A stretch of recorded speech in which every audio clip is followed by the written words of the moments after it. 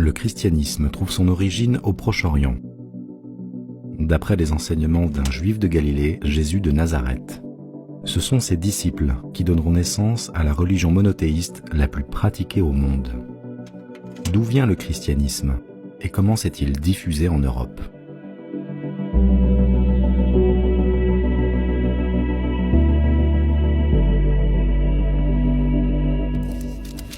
Après la mort de Jésus sur la croix, les premières communautés se revendiquant du nouveau prophète apparaissent progressivement.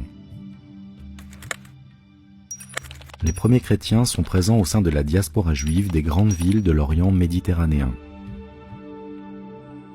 À ses débuts, le christianisme est considéré comme une secte du judaïsme. Rapidement, il se répand parmi les populations polythéistes de l'Empire romain qui abandonnent leurs croyances. Le parcours de Paul de Tarse, juif et citoyen romain, incarne bien cette diffusion de la religion chrétienne dans la partie orientale de l'Empire romain.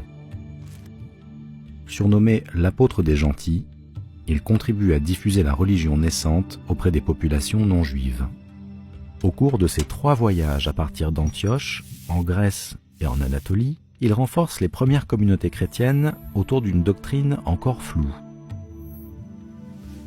Présents jusqu'à Rome, les chrétiens subissent alors la répression orchestrée par l'empereur Néron, au cours de laquelle Paul de Tarse est condamné à mort. À partir du IIe siècle, le christianisme gagne l'ensemble des milieux urbains de l'Empire romain grâce aux axes commerciaux qui permettent sa diffusion rapide jusqu'en Afrique.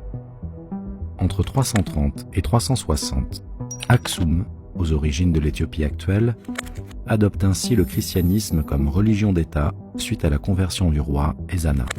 À cette même époque, en Égypte, la tradition des retraites dans le désert donne naissance aux premiers moines. Les campagnes, en revanche, restent majoritairement polythéistes et la conversion au christianisme y est plus tardive. À l'aube du 5e siècle, l'Empire romain se scinde en 2 parties, l'une orientale et l'autre occidentale. Comment le christianisme s'est-il répandu dans l'Empire romain d'Occident ?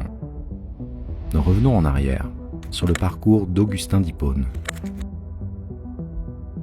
Né en Numidie d'un père païen et d'une mère chrétienne, il ne se convertit pas tout de suite. En 383, il part à Rome, puis à Milan, où il se fait baptiser en 387. Il retourne ensuite à Hippone pour devenir prêtre puis évêque, jusqu'à sa mort en 430 lors de l'invasion des Vandales. Le parcours de saint Augustin est typique de cette période de conversion, depuis que l'empereur Constantin a instauré en 313 la liberté de culte avec l'édit de Milan.